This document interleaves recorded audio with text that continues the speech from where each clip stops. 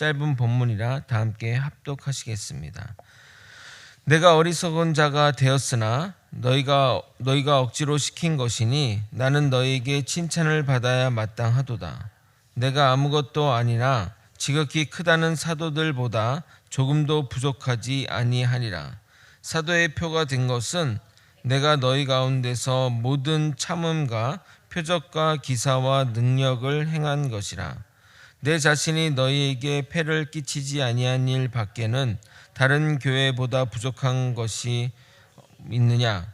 너희는 나의 이 공평하지 못한 것을 용서하라. 아멘. 바울은 자신의 신비 체험을 자랑했으나 그 내용에 대해서는 깊게 자세히 이야기하지 않았습니다. 사람들이 복음의 본질에서 벗어나 엉뚱한데 호기심을 갖지 않게 하려는 의도입니다. 그는 이어서 그의 약함을 자랑하는데 자랑하는 이유가 주님을 자랑하기 위해서입니다. 내가 약할수록 나를 이끄시는 주님이 강해지기 때문입니다. 우리는 우리에게 있는 그 약함의 이유, 그 고난의 이유들을 해석할 필요가 있습니다. 하나님이 허락하신 것 중에 의미 없는 것은 하나도 없기 때문입니다. 우리의 약함을 해석하게 되면 내 삶을 새로운 시각으로 보게 됩니다. 결국 그 해석은 나를 위한 해석이 되는 것입니다. 오늘은 바울의 사도권 논쟁의 마침표를 찍는 내용을 다루고자 합니다. 바울이 어떻게 사도권 논쟁을 정리해 가는지 살펴보도록 하겠습니다. 이단이 판을 치고 복음을 가장한 거짓 복음이 넘치는 세상입니다. 신학적으로 혼란스러운 시대를 살고 있는 우리가 잘 분별하며 살아갈 수 있기를 예수님의 이름으로 소망합니다. 고린도 교회에 침투한 거짓 사도들은 바울의 사도권에 대해 공격했고 그 결과 일부지만 사도 바울을 배척하는 지경에 이르게 되었습니다. 그들이 어떤 식으로 사도 바울을 공격했는지 바울의 답변을 통해 역으로 추산해 보도록 하겠습니다. 먼저 예수님의 제자가 아니기에 사도가 아니라는 공격입니다. 이것은 태생적인 한계입니다. 물론 바울은 다메섹에서 예수님을 만나 사도로 임명받았지만 객관적인 검증을 할 수 없기에 고린도 교회뿐만 아니라 그가 가는 곳곳마다 항상 이러한 공격을 받아왔던 것입니다. 완벽한 해명은 되지 않을지라도 그가 그런 체험이 없다면 그의 급격한 변화를 설명할 수 없습니다. 예수를 믿는 자 또는 예수를 전파하는 자들을 박해하는 일에 열심이었던 그가 갑자기 예수님을 열렬히 전하는 자로 바뀌었다는 것은 무엇인가 그를 변화시킨 사건이 있음을 짐작하게 됩니다. 예를 들어 독립운동하는 사람이 변질되는 경우들은 당연히 그 핍박 가운데 있지 않습니까? 그러나 친일파가 독립운동하는 경우는 없습니다. 만약 있다면 그 사람에게 무슨 일이 있었다고 생각할 수밖에 없는 것입니다. 두 번째로 그가 고린도 교회에 돈을 노리고 이 일을 한다고 대적들이 그렇게 주장했습니다. 연보를 모아 예루살렘으로 가지 않고 사적인 용도로 한다고 거짓말을 했고 이것이 효과적으로 설득되어 고린도 교회의 연보가 중단되게 됩니다. 그들의 거짓이 설득력이 있어서 그러하기도 했지만 고린도 교회가 물질에 매여 있어서 더욱 효과적이었던 것입니다. 그러나 연보는 고린도 교회 성도들이 하겠다고 한 일이며 사도 바울 자신이 돈을 받아가지 않고 각 교회 책임자들이 돈을 가지고 가는 것으로 설명함으로써 오해를 풀었습니다. 또한 바울이 처음부터 고린도 교회에서 사례를 받지 않았음을 강조하며 돈이 목적이라면 왜 사례비를 받지 않겠냐고 오히려 고린도 교회 성도들을 부끄럽게 하였습니다. 더불어 이렇게 말한 이유는 돈을 노리는 거짓 사도들의 목적도 좌절시키려는 이유도 있는 것입니다. 세 번째는 그의 신분에 대한 공격입니다. 그는 로마의 식민지인 길리기아 다소 지방의 출신입니다. 그래서 그를 이방인이나 또는 혼혈이라고 공격한 것입니다. 그러나 그는 히브리인이며 아브라함의 자손입니다. 만약 그렇지 않았다면 가말리알 밑에서 수학하지 못했을 것입니다. 또한 그는 그의 로마 시민권을 공격하여 이스라엘 사람이 아니라고 공격했습니다. 만약 그랬다면 그는 바리새파 사람이 되지 못했을 것입니다. 예수님의 제자, 사도행전에 보게 되면 예수님의 제자인 베드로조차도 이방인과 식사를 거부할 정도인데 이스라엘 사람들이 아니고 이방인이라면 어떻게 바리새파 사람이 될 수 있겠습니까? 근거 없는 모함이고 그의 사도직을 흠집내기 위한 거짓인 것입니다. 마지막으로 거짓 사도들은 자신들이 대단한 영적인 능력을 가지고 있는 소유자인 양 자랑하였습니다. 그러나 사도 바울은 비교할 수 없는 영적인 체험을 한 사람이지만 전혀 그것을 자랑하지 않습니다. 오히려 자신의 약함만을 강조할 뿐입니다. 거짓 사도들은 자신을 높이기 위해 자랑했지만 사도 바울은 하나님을 높이기 위해 자신의 약함을 자랑한 것입니다. 누가 진짜 하나님의 사도이겠습니까? 우리는 믿음 생활 가운데 이러한 분별이 필요합니다. 이단과 거짓 복음에 빠지지 않는 것이 정말 중요합니다. 또한 좋은 목회자와 좋은 교회를 만나는 것 또한 정말 중요합니다. 이단은 말할 것도 없고 잘못된 목회자와 교회를 만나서 신앙을 잃어버린 경우가 너무나 많기 때문입니다. 그러므로 이 기준을 잘 명심하시기 바랍니다. 그가 하나님을 높이는지 자신을 높이는지 자신을 드러내는 것인지 하나님을 드러내는 것인지 말입니다. 설교가 마쳐졌는데 하나님의 영광이 떠오르고 하나님께 기도하고 싶은 마음이 드는지 아니면 하나님은 안 보이고 그 설교자만 보이는지 우리는 충분히 분별해 낼 수 있습니다. 그러면 사도 바울은 어찌되었든 자기 자랑을 한 것이니 하나님의 사도라고 할 수 없는 것 아닌가요? 생각할 수 있습니다.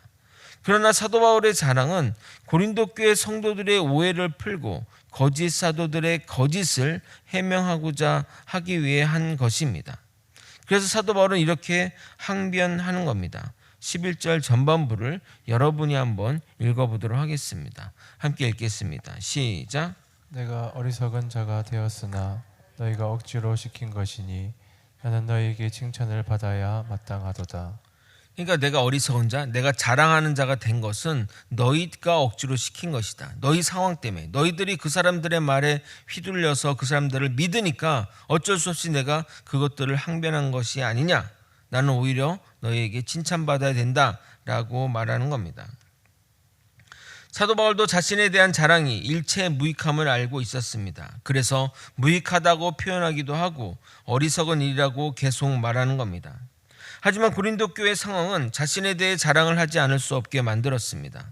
그래서 바울의 입장에서는 분통 터지는 일입니다. 그들에게 제대로 된 영적인 눈이 있다면 오히려 진짜 사도인 바울을 칭찬해야 되는데 의심하고 있으니 얼마나 답답하겠습니까? 그래서 사도 바울은 내가 아무것도 아닐지라도 지극히 크다고 자랑하는 거짓 사도들보다 부족함이 없다고 말하는 겁니다. 11절 후반부입니다. 여기서도 사도들을 예수님의 제자들을 말하는 것이 아니라 자칭 사도라 하는 거짓 사도, 지극히 본인이 스스로 높다고 자칭 얘기하는 그 거짓 사도들을 말하는 겁니다. 11절 후반부를 읽어드리도록 하겠습니다. 내가 아무것도 아니나 지극히 크다는 사도들보다 조금도 부족하지 아니하리라. 아멘. 사도권 논쟁을 다룬 앞부분에서 이야기한 내용이지만 사도권 논쟁을 정리하면서 자신이 사도일 수밖에 없는 이유를 다시 한번 언급합니다. 그 증거는 내가 너희와 함께하며 행한 모든 것이라고 말합니다.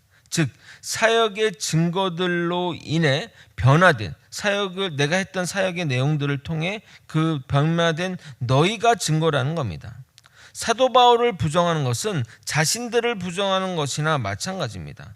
자신들은 바른 신앙 안에 살고 있는데 그 신앙을 가르쳐준 바울이 거짓이라면 말이 됩니까? 12절을 여러분이 한번 읽어보겠습니다. 함께 읽겠습니다. 시작.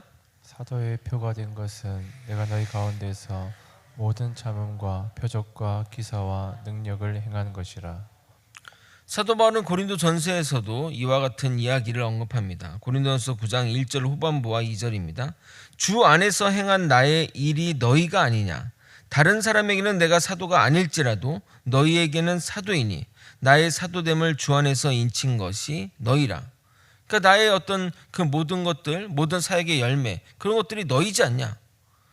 내가 가짜면 너희도 가짜고, 너희가 진짜면 내가 진짜인 것이란 이야기를 하는 겁니다. 역설적이게 만약 사도 바울이 거짓이라면 고린도 교회는 존재할 수 없는 것입니다. 그러므로 고린도 교회와 성도들이 바울의 사도임을 증명하는 최고의 증거인 것입니다. 그런데 사도의 표징 중에 모든 참음이 있다는 것이 좀 재미납니다. 이 말은 나니까 너희를 참은 거야 같은 표현입니다. 보통 아내들이 남편에게 그런 말 하죠. 나니까 너 같은 인간 참고 살아주는 거야. 뭐 이런 말 하지 않습니까? 아닙니까?